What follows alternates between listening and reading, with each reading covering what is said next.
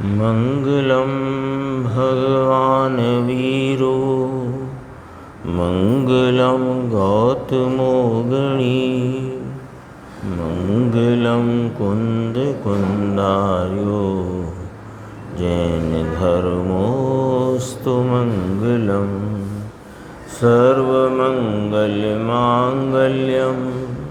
सर्वकल्याणकारकम प्रधानं सर्वधर्माणां जैनं जयतु शासनम। मैं नमो तीर्थनायक को, नमो ओंकार वाणी को, नमो उन कुंद प्रभु को जिन्होंने ओंकार धारण की। अहो उपकार जिनवर का, कुंद का दिव्य वाणी का, जिन कुंद ध्वनि दाता उन कहान स्वामी का। नमियूण जिणम वीरम अनंत वर्णान दंसन सहाबम मोक्षामिणीयम सारम केवली शुद्ध केवली भणिदम। अपने स्वाध्याय के क्रम में नियम सारजी परमागम की स्वाध्याय चलती है, जिसमें इसके शुद्ध उपयोग अधिकार की 181 नंबर की गाथा और उसके बाद समय रहा तो 301 नंबर का जो कलश है उसकी चर्चा अपन करेंगे।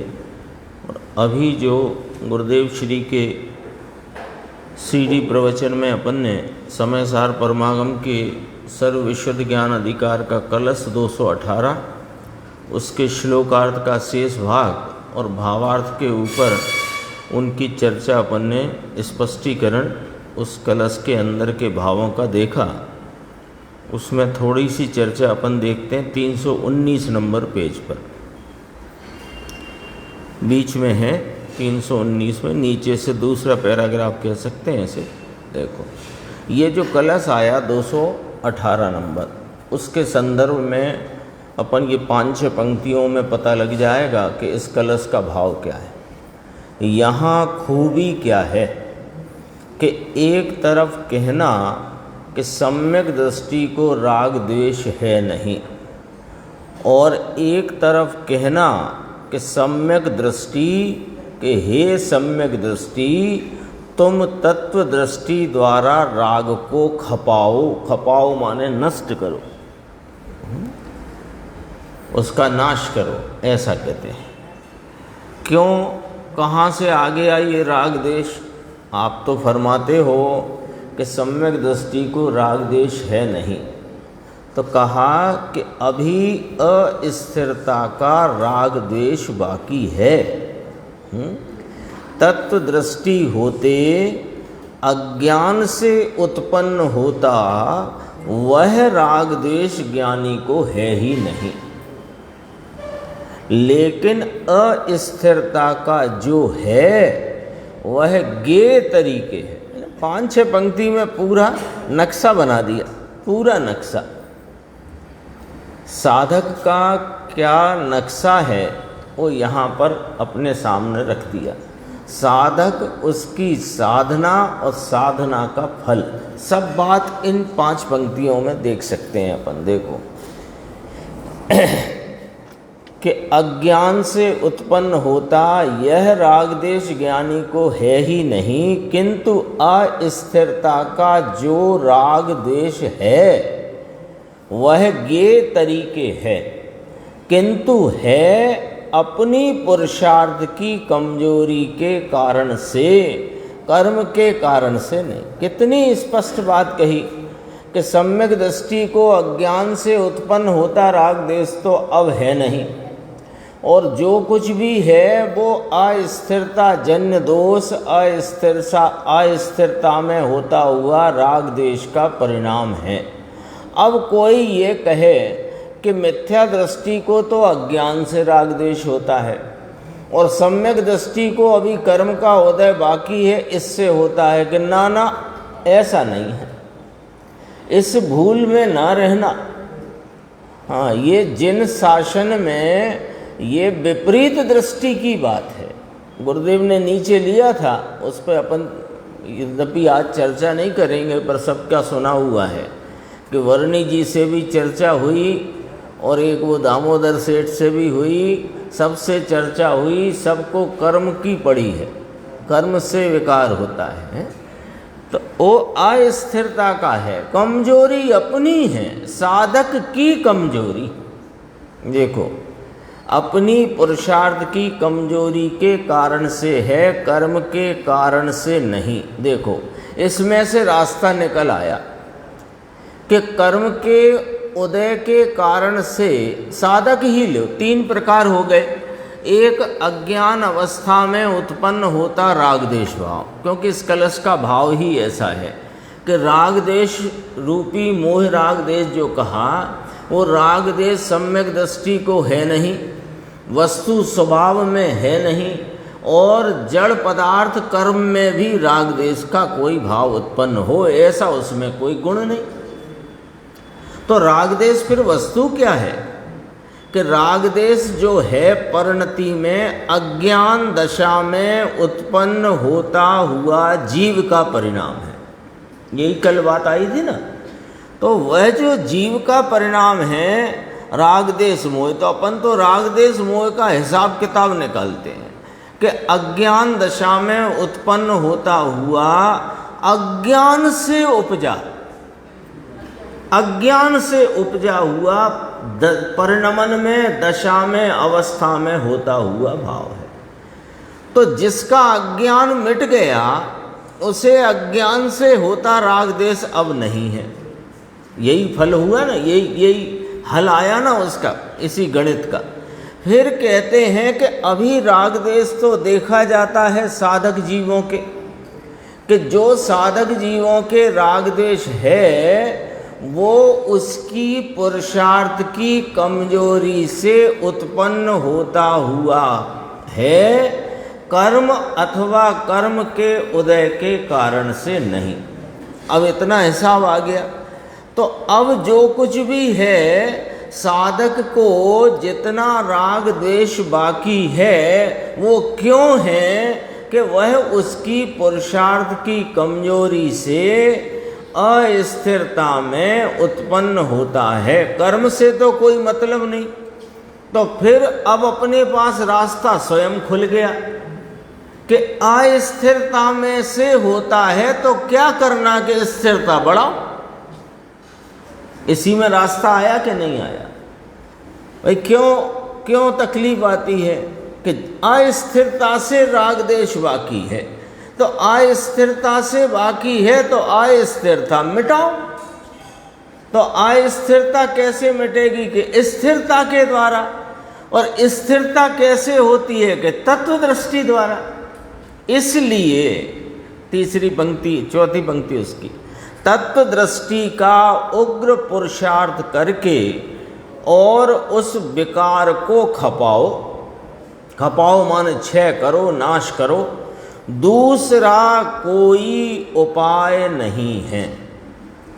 तो उसको खपा देने से क्या होगा कि उसको खपा देते सहज ज्ञान ज्योति प्रकाश से पूर्ण पूर्ण पूर्ण पूर्ण, यानी कि जो पूर्ण नहीं था पर्याय में, वह पर्याय में पूर्ण और अचल जिसका प्रकाश है, ऐसा केवल ज्ञान आदि अनंत चतुष्टय का भाव प्रकट होता है। ये 5 पंक्ति में पूरा कलश क्या, साधक का पूरा नक्शा खड़ा कर दिया।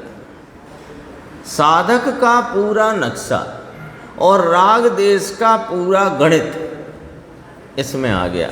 आगे देखो, एक चर्चा छोटी सी है, गुरुदेव ने आज कहा भी था, याद होगा, 6 डाला का बहुत प्रसिद्ध पद है दुर्लभ लई जो चिंतामणि यो पर्याय लही त्रस्तणी। तो कहते हैं कि ये निगोद से निकल आना बहुत दुर्लभ है, तो इल्ली की पर्याय भी मिली है तो चिंतामणि के समान है। चिंतामणि रत्न की कीमत समझना हो तो इतना समझो कि उस रत्न के संयोग में रहने पर जो चिंतो सो पाओ, ऐसा उसका चिंतामणि रत्न का स्वरूप है। तो इल्ली की पर्याय को चिंतामणि कहा। फिर यह तो मनुष्य भव मिला, जैन कुल मिला, उसमें ये जिनवाणी मिली। जिनवाणी की सच्ची जो अभिप्राय, उसकी मंतव्य जो जिनवाणी का सच्चा है, ऐसे कहने वाले गुरु मिले, ऐसा जिनायतन मिला। अब ये सब पुण्य का खेल है। यहाँ तक पुण्य ने हमें पहुँचाया है, लेकिन अब इस नर भव को और इस प्राप्त हुए जो अच्छे निमित्त कहो कि अच्छे संयोग कहो, इनको यदि सफल करना हो तो क्या करना कि तत्व दृष्टि करना, और कोई उपाय नहीं है। वो पुरुषार्थ का कार्य है। इसमें क्या पुरुषार्थ करना है तत्व दृष्टि के लिए कि वस्तु तत्व का निर्णय करना है, आत्मा और अनात्मा का निर्णय करना है। जो आत्मा है उसका आलम्बन लेना है, जो अनात्मा है उसका आलम्बन छोड़ देना है। बस इतना ही करना है और कुछ अधिक नहीं करना है। देखो इसमें भी एक बात आई थी, वो अपन देखते हैं, पेज नंबर 321 बीच में है, संक्षिप्त है, बस बात जो कहना है उसमें कि इसमें एक वाक्य आया भावार्थ में कि वह राग देश कुछ भी वस्तु नहीं।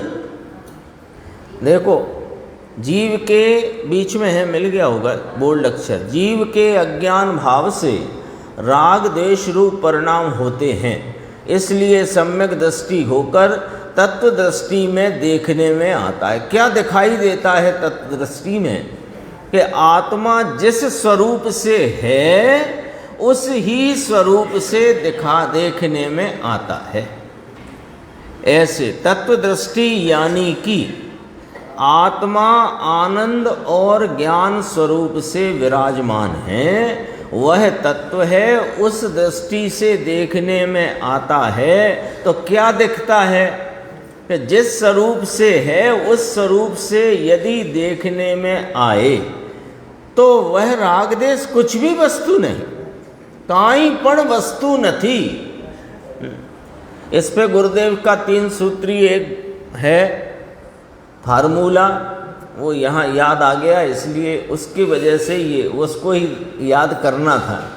राग देश कुछ भी वस्तु नहीं, क्यों कि यह राग देश सदा काल मेरे साथ रहता नहीं, मेरा होता तो सदा काल रहता। तो इस लॉजिक से ये बात सिद्ध होती है कि राग देश कोई वस्तु नहीं, यहाँ वस्तु से मतलब स्वयं वस्तु है, एक बात। दूसरा, मैं चैतन्य स्वरूप हूँ, इसमें चैतन्य का नूर नहीं। तीसरी बात जो यहाँ कही गई कि इस दृष्टि से देखें कि जिस स्वरूप से है उस स्वरूप से देखा जाए तो वह कुछ वस्तु ही नहीं, यानी अपने आत्म स्वरूप को जब मैं देखता हूँ तो वहाँ दिखाई ही नहीं देता। यदि मेरा होता तो दिखता। लॉजिक है कि नहीं? अपने को चलना एक चर्चा के लिए, इसलिए अभी समय है अपने पास, इसमें कम ही थी आज चर्चा। तो मेरा विचार है कि 297 नंबर पर जो बॉक्स था उसकी चर्चा अपन यहाँ करेंगे। तो यहाँ से अपन उस बात को पकड़ें कि राग द्वेष विकारी भाव जो हैं वे जीव के क्यों नहीं हैं। देखो, अज्ञान अवस्था में जीव की ही पर्याय में उत्पन्न होते हैं, जड़ की में नहीं, अन्य 5 द्रव्यों में नहीं, है ना। जड़ में सब आ गए, उनमें होते नहीं। तो जीव की ही पर्याय में होने पर भी जीव का नहीं, ये बात समझने की है बस। तो उसके 3 लॉजिक आए कि यदि जीव का हो तो सिद्धों के क्यों नहीं। तो सिद्धों के नहीं माने वह सदा काल साथ रहता नहीं, एक। दूसरा, मैं चैतन्य स्वरूप हूँ और राग देश में चैतन्य का नूर नहीं, चैतन्य प्रकाश नहीं, चैतन्य की शोभा नहीं। तीसरी बात, मैं जब अपने स्वरूप को स्वरूप दृष्टि से देखता हूँ तो उस स्वरूप में वे दिखाई देते नहीं।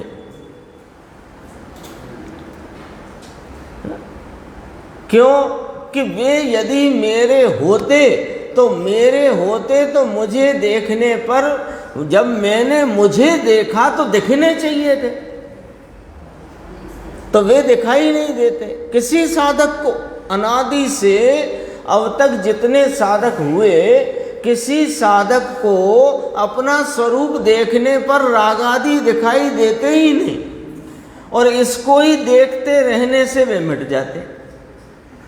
अब चलते हैं अपन 297 नंबर के पेज पर। संक्षिप्त चर्चा है, फिर अपन नियम सार में चलेंगे।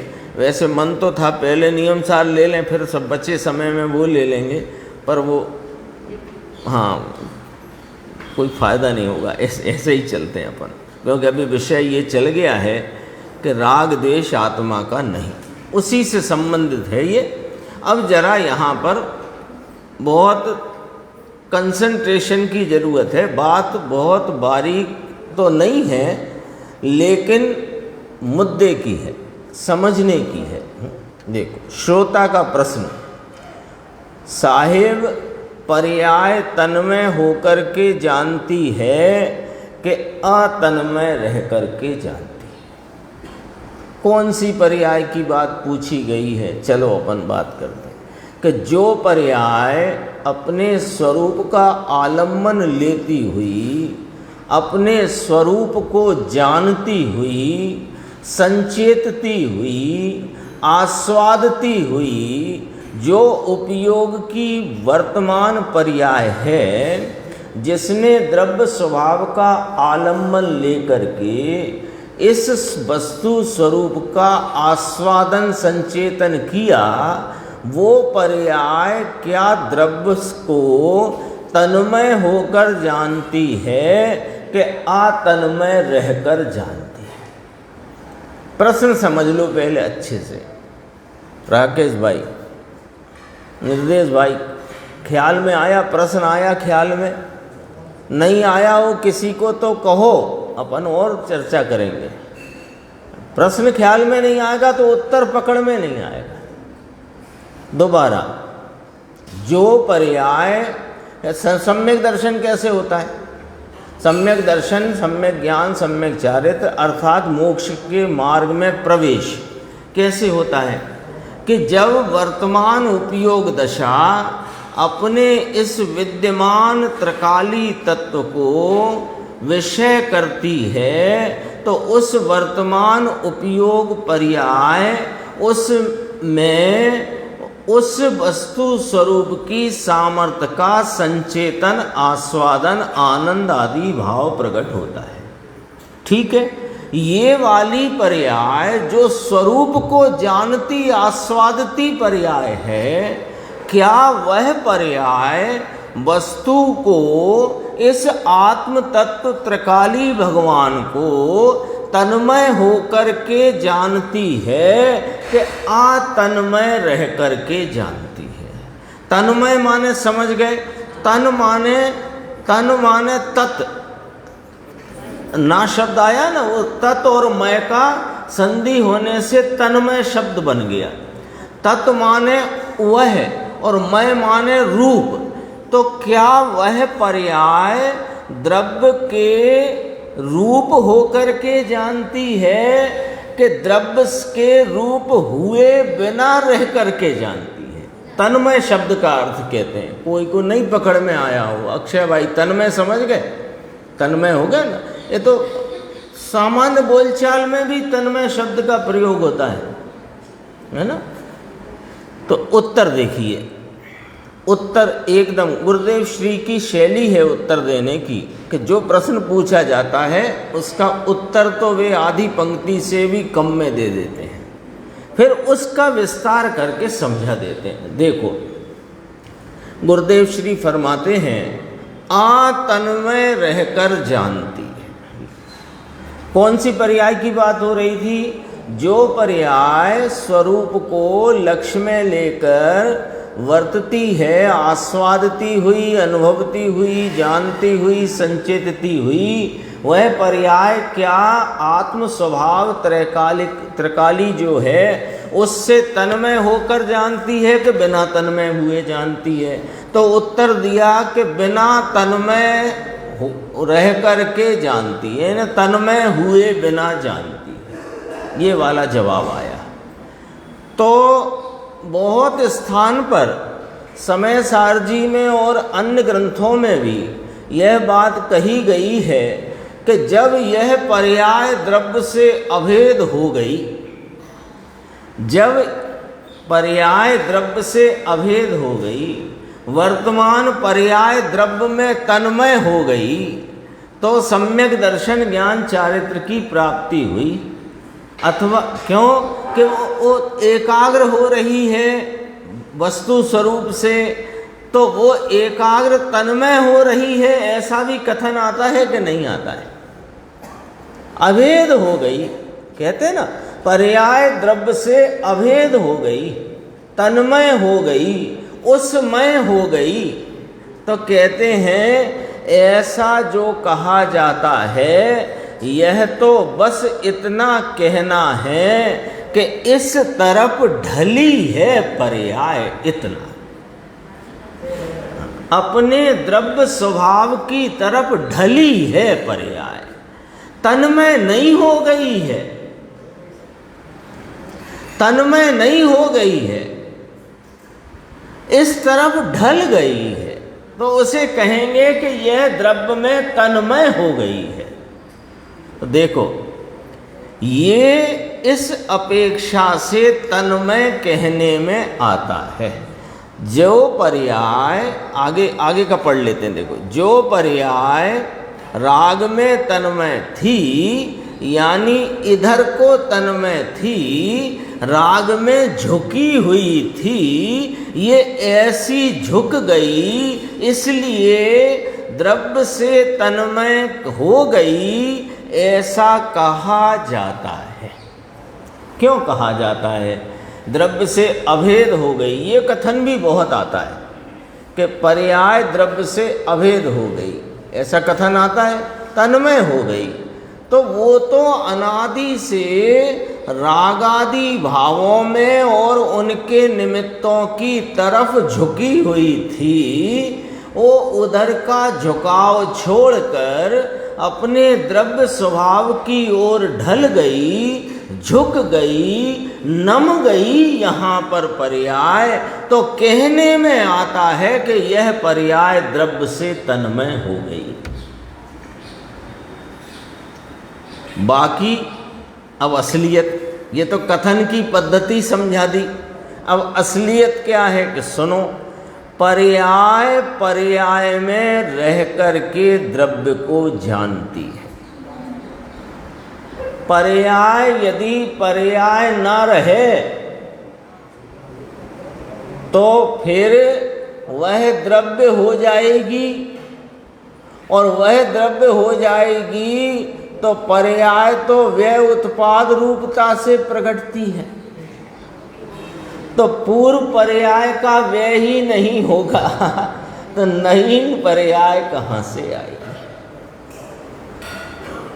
लॉजिक है कि नहीं है? पर्याय पर्याय में रह करके द्रव्य को जानती है, पर्याय द्रव्य होकर के द्रव्य को नहीं जानती है। क्या गजब की बात है। तो ऐसा भी कथन करते हैं, और युगल जी का तो वह कथन सर्व प्रसिद्ध है कि पर्याय ने अपना कोना कोना द्रव्य के लिए खाली कर दिया है।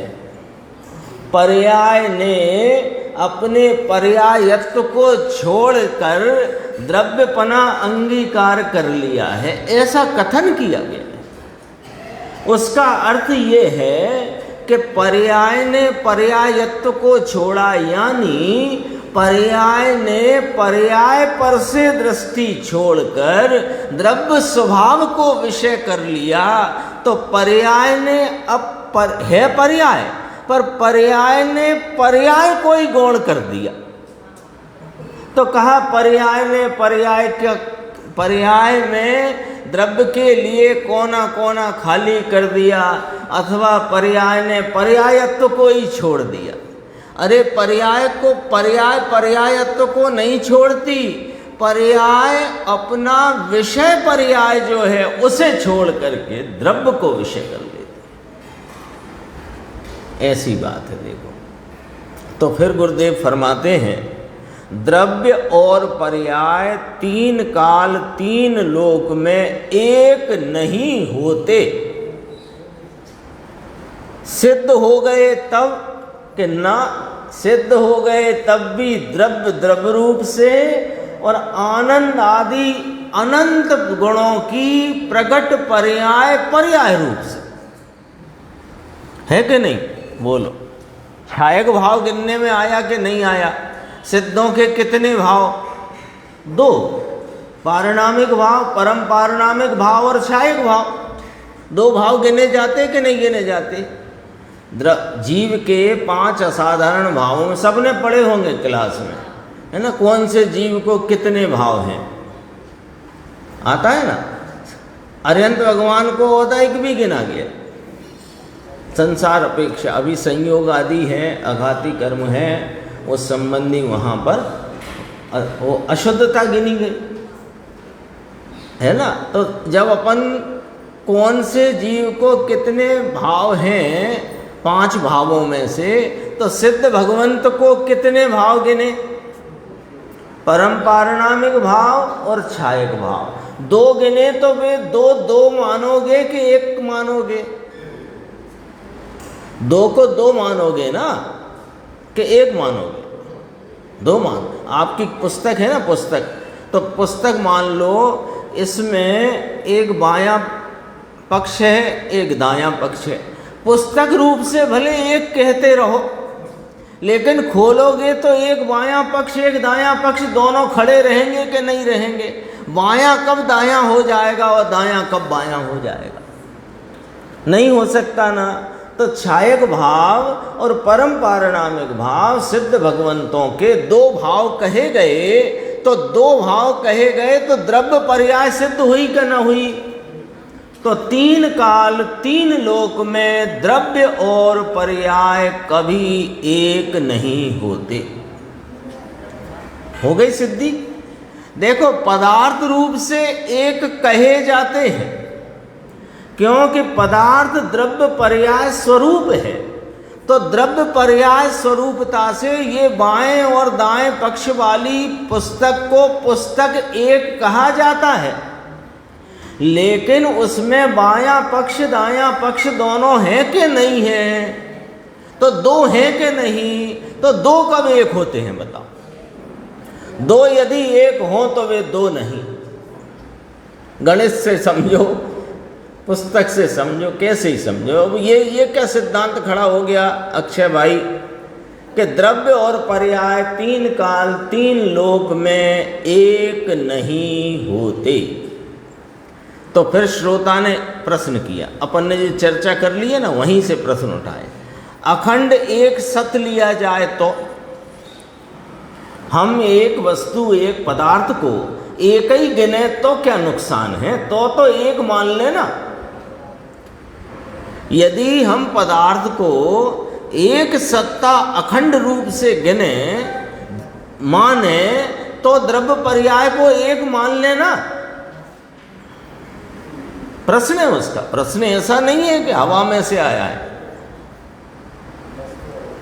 आपने फरमा दिया कि द्रव्य और पर्याय ये तीन काल तीन लोक में एक नहीं होते, तो हम प्रभु यह पूछते हैं कि अब द्रव्य पर्याय स्वरूप अखंड एक सत यदि हम विचार में लें तो वे दोनों एक हो गए। वे एक कहे जाएं ये अलग बात है। द्रव्य पर्याय स्वरूप पदार्थ को एक वस्तु कहना वो अलग बात है, लेकिन एक वस्तु कहने से वे दोनों द्रव्य भाव पर्याय भाव एक हो गए, ऐसा नहीं है। तो उत्तर देखो, अखंड एक सत ल्यो तो भी तुम द्रव्य पर्याय स्वरूप पदार्थ को एक गिनो तो भी पर्याय पर्याय में है और द्रव्य द्रव्य में है। ये सचमुच में कोई बात ऐसी नहीं है कि बारीक कताई कर करके अपने को कोई बहुत बड़े सूक्ष्म ज्ञाता बनना है। ये बारीक कताई नहीं है, ये बारीकी से वस्तु स्वरूप के समझने के लिए मुद्दे की बात है। क्योंकि देखो क्यों मुद्दे की बात है उसको भी समझते हैं। पर्याय और द्रव्य की भिन्नता जब तक भाषित नहीं होगी तो पर्याय को गौण करके द्रव्य की मुख्यता करोगे कैसे? जब दोनों में कोई रीति से कोई अपेक्षा से इस प्रकार से उस प्रकार से एक पनाई मानते रहोगे तो एक भाव को गौण करके दूसरे को मुख्य करने वाली जो अटल और एकमात्र विधि धर्म प्राप्ति की है वह कैसे प्रकट करोगे? एकमात्र विधि है वो, और कोई विधि ही नहीं धर्म की। देखो अखंड एक सत लहे तो सत लिया जाए तो भी पर्याय पर्याय में और द्रव्य द्रव्य में है। फिर पूछा उसने श्रोता ने, इसका मतलब साहब क्या पर्याय और द्रव्य में प्रदेश भेद है? तो गुरुदेव ने कहा प्रदेश भेद है। अब यहाँ से तकलीफ खड़ी होती है, तकलीफ खड़ी होती है। प्रदेश भेद कैसे हो गया?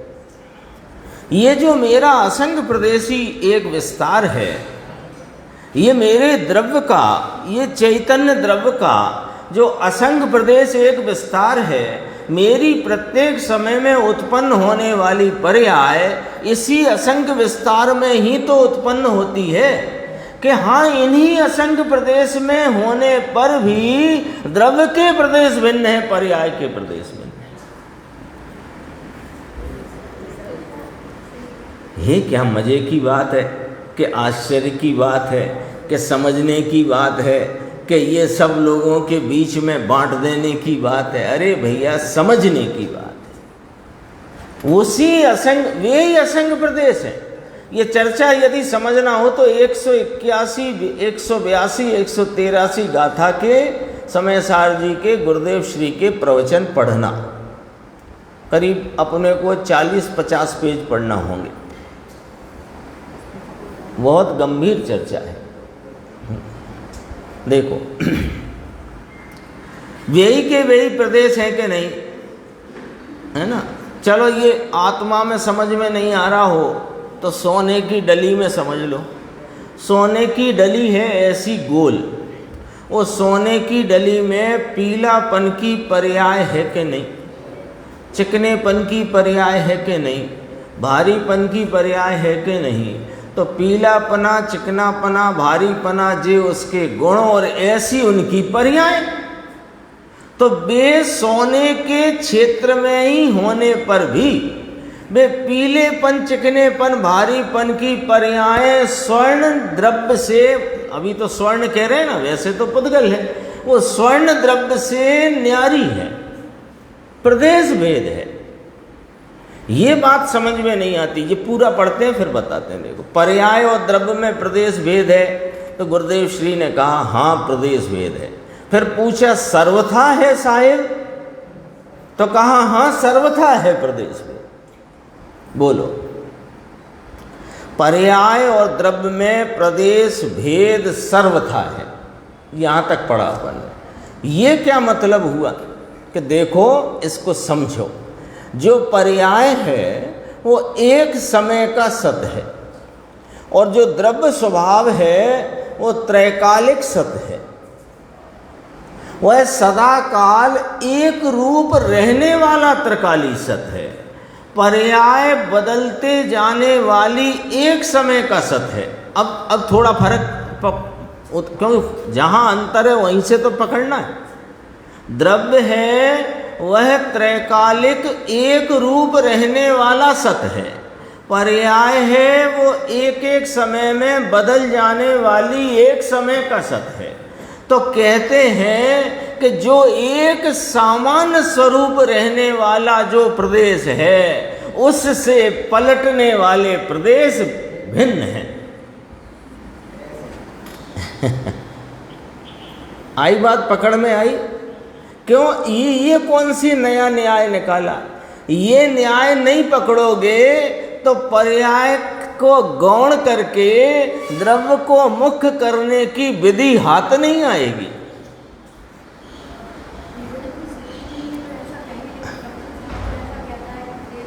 प्रवचन सार ज्ञान प्रधान शैली से वस्तु तत्व की बात करता है। ये दृष्टि प्रधान शैली से बात है। वहाँ ज्ञान प्रधानता में बराबर यही है कि जो पर्याय के प्रदेश हैं वे ही द्रव्य के प्रदेश हैं, जो द्रव्य के प्रदेश हैं वही उसकी पर्याय के प्रदेश हैं। ये ज्ञान प्रधानता में वस्तु का स्वरूप, यहाँ दृष्टि प्रधानता में वस्तु का स्वरूप। निर्णय करो ना। निर्णय तो देखो, यदि वो निर्णय नहीं किया होता तो ये प्रश्न ही क्यों खड़ा होता कि सर्वथा भेद है कि नहीं। अभी अपन ने भी कहा यही असंख्य प्रदेश विस्तार में जो जो पर्याय उत्पन्न हो रही है इसी विस्तार में है, लेकिन तो भी प्रदेश भेद है। क्यों कि पलटने वाले भाव के प्रदेश न्यारे और ध्रुव सामान एक रूप रहने वाले द्रव्य स्वभाव के प्रदेश न्यारे।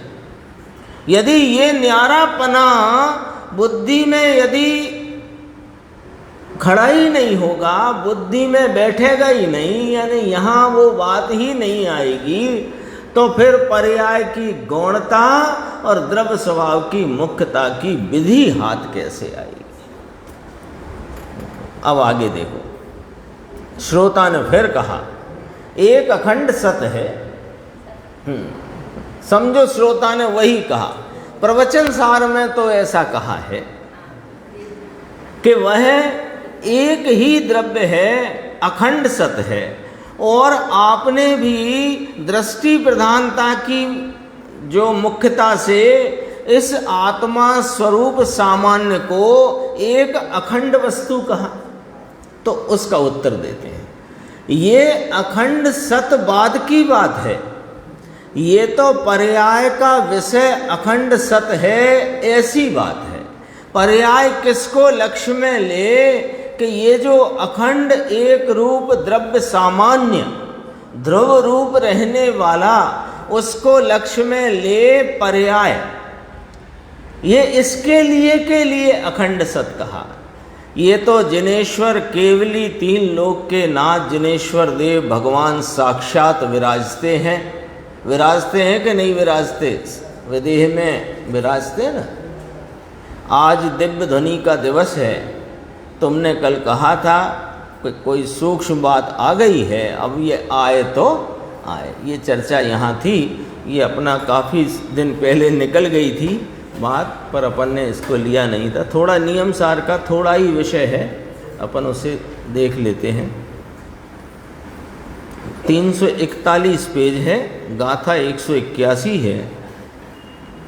इसमें अभी जो चर्चा चलती है, यानी यहाँ जो 181 गाथा में और पूर्व की गाथाओं में भी वह शैली आई है कि जो सिद्धों को नहीं सो इस आत्मा को भी नहीं है। देखो, जहाँ कर्म नहीं नो कर्म चिंता, हरि गीत निकाल लो जरा, वो थोड़ा ख्याल में आता है। 337 जहाँ कर्म नहीं नो कर्म चिंता, आर्त रौद्रो भय नहीं। जहाँ धर्म शुक्ल ध्यान छे नहीं, त्याज मुक्ति जानीवी। यानी जहाँ कर्म नहीं, नो कर्म नहीं, चिंता नहीं, आत्रोध ध्यान नहीं, धर्म शुक्ल ध्यान नहीं, वहाँ ही मुक्ति जानना। वो सिद्ध भगवान की पर्याय पर से बात करी और इस सिद्ध स्वरूप की बात करी। वो कार्य परमात्म तत्व की बात करी, यहाँ कारण परम तत्व की बात करी। समझ गए ना? अभी देखो, अभी इसमें एक पॉइंट रह गया था, थोड़ी सी बात इसमें है जो अपने को समझनी चाहिए। 341 नंबर पेज, ऊपर की 4 पंक्ति छोड़कर ये पढ़ा ना अपन ने, शुक्ल ध्यान और धर्म ध्यान भी नहीं। तो कहा वहाँ ही महा आनंद है। जहाँ शुक्ल ध्यान और धर्म ध्यान भी नहीं, ऐसा कहते हैं, वहाँ महा आनंद है। शुक्ल ध्यान हुए वहाँ भी अभी पूर्ण आनंद नहीं। देखो, ओहो क्यों? केवली भगवान को तो अनंत आनंद प्रगटा है और उनके भी अभी शुक्ल ध्यान होता है, तो फिर वहाँ पूर्ण आनंद नहीं। तो कहा अव्याबाद आनंद नहीं।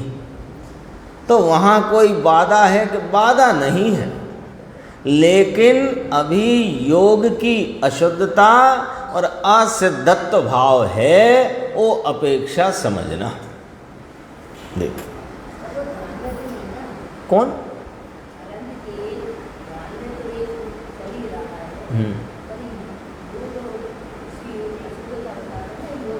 देखो, अरिहंत भगवान को अभी सिद्धत्व नहीं प्रकटा है, तो जब वो योग निरोध करते हैं तो शुक्ल ध्यान का चौथा पाया कहते हैं उसे, तो वो शुक्ल ध्यान गिना जाता है, शुक्ल ध्यान ही गिना जाता है।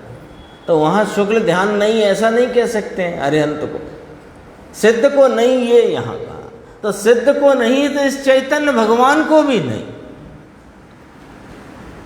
देखो, प्रवचन सार गाथा 80 में अरिहंत की चर्चा करके, जो जानदी अरिहंतम दब्बत गुणत पज्जते हिम सो जानदी अप्पाणम, वो आई ना गाथा।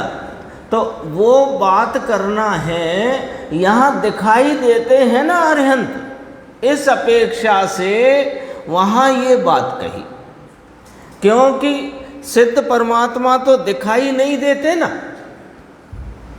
वे तो निरंजन निराकार हैं। तो ये अपेक्षा लेकर के अरिहंत की बात करी कि जो जानदी अरिहंतम दब्बत गुणत पज्जते हैं। फिर वास्तव में तो जो जानता है स्वयं को सिद्ध जैसा, वह मानता है कि सिद्ध है मेरे जैसे, ऐसा। तो यहाँ पर तो सिद्ध से यानी कार्य परमात्मा और कारण परमात्मा, इसकी बात चलती है। देखो,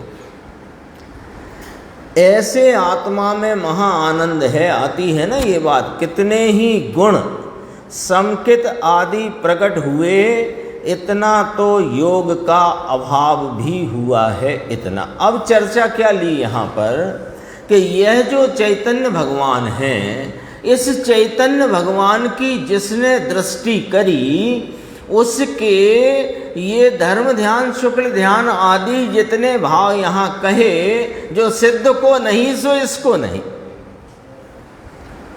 ऐसा कहा। आर्त ध्यान नहीं, रौद्र ध्यान नहीं, धर्म ध्यान नहीं, शुक्ल ध्यान नहीं, कर्म नहीं, और क्या क्या था वो देखो, सब पूरी लिस्ट थी ना।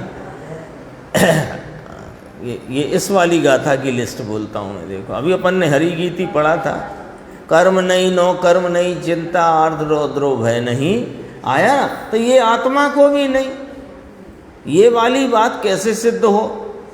सिद्धों के नहीं ये बात तो आपने सिद्ध कर दी, इस आत्मा को भी नहीं, वो कैसे सिद्ध हो?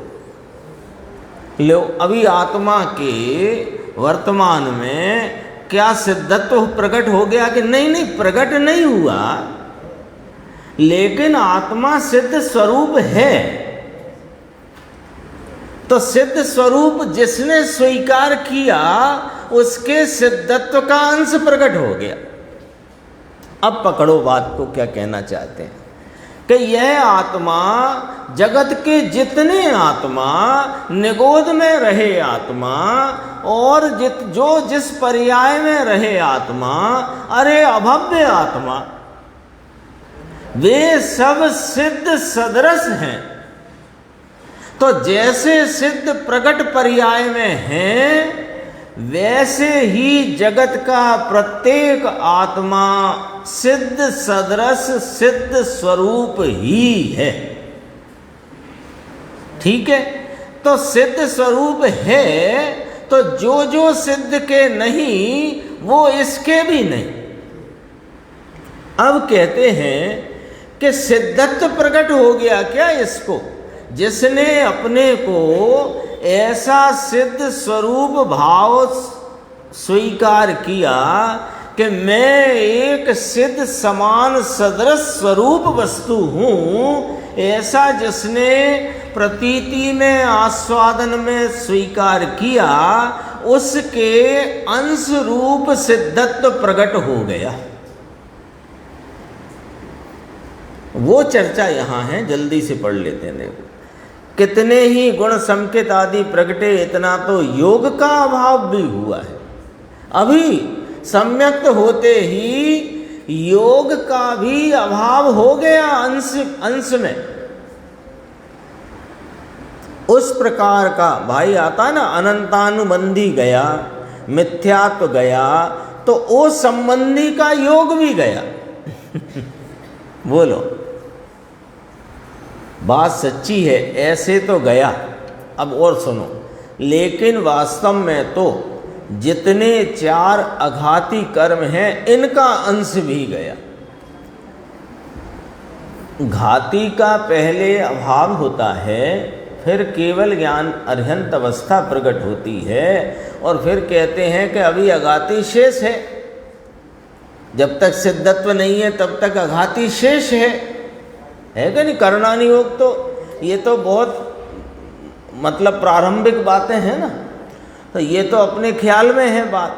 अब कहते हैं कि यहाँ जो इस सिद्ध सदृश स्वरूप अपने सामान्य चैतन्य स्वरूप का लक्ष्य करके उसकी प्रतीति करी, संकेत आदि प्रकट हुए, तो वह संकेत की प्रकटता में यहाँ अघाती के का भी अंश चला गया। अघाती का अंश चला गया का अर्थ समझना कि अघाती कर्म के निमित्त से होते हुए जो जीव के भाव हैं, वो उस भाव, वे भाव उस अंश रूपता से चले गए। कैसे कि अनंतानुबंधी गई तो अनंतानुबंधी संबंधी गए, और जो जो कषाय मिटती हैं उस कषाय रूप से चले जाते हैं। पूरा आत्मा एक अंश भी गया है, तो पूरा आत्मा संपूर्ण गुण का पिंड जहाँ निर्मल की पर्याय में आया, वहाँ अव्याबाद आदि पर्याय का अंश तो आ गया है। अव्याबाद, सूक्ष्मत्व, अवगाहनत्व आदि जो 8 गुण सिद्ध को प्रगटे हैं, उसका अंश यहाँ समकिति को आंशिक रूप से प्रकट हो गया है। लो बोलो, अव्याबादत्व प्रकट हो गया, अवगाहनत्व, सूक्ष्मत्व, वीर्य आदि ये अगुरु लघुत्व, ये गुणों का भाव आंशिक प्रकट हो गया। यहाँ दूज के चंद्रमा में चंद्रमई खिला है कि कोई तारा वारा खिल गया है वहां, तो पूर्णमासी का चंद्रमा जो है, अरे उसका आकार भी दिखता है और उसका भाव भी दिखता है, भले दूज का है, और वही पूर्ण होता है कि दूसरा आता है पूर्णमासी के दिन।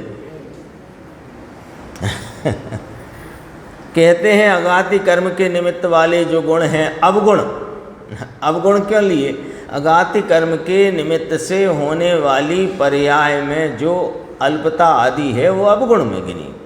इसका भी जरा अंश में तो सम्यक दर्शन होते योग का गुण भी एक अंश में निर्मल हुआ है।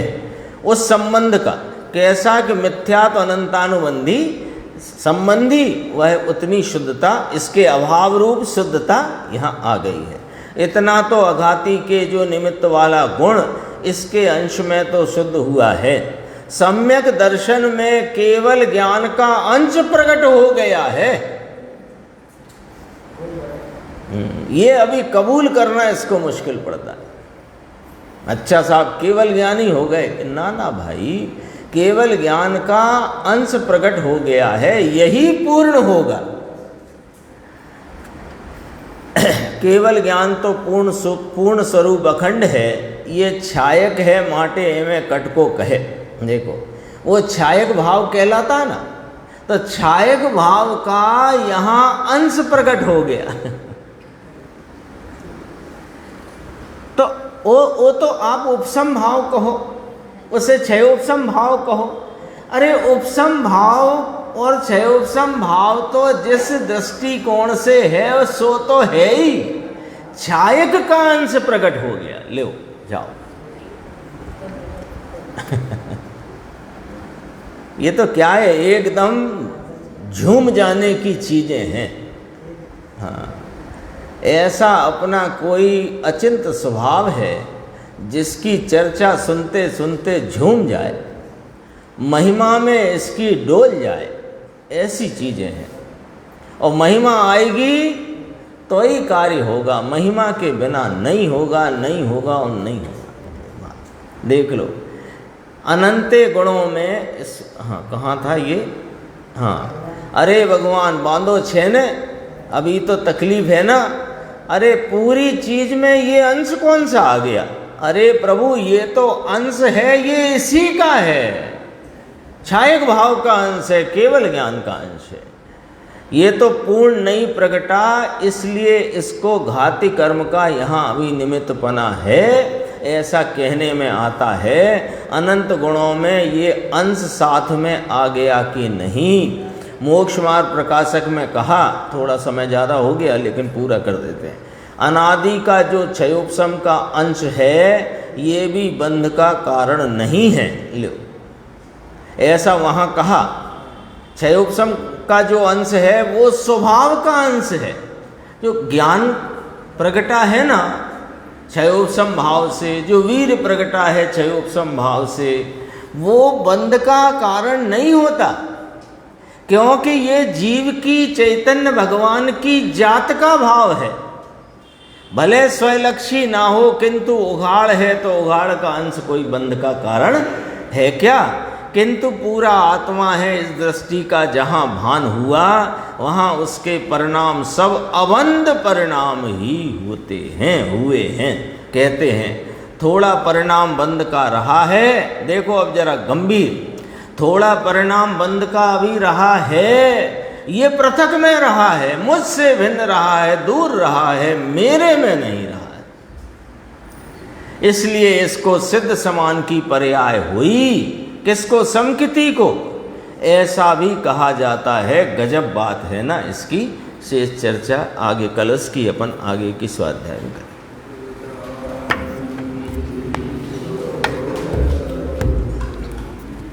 अविनाशी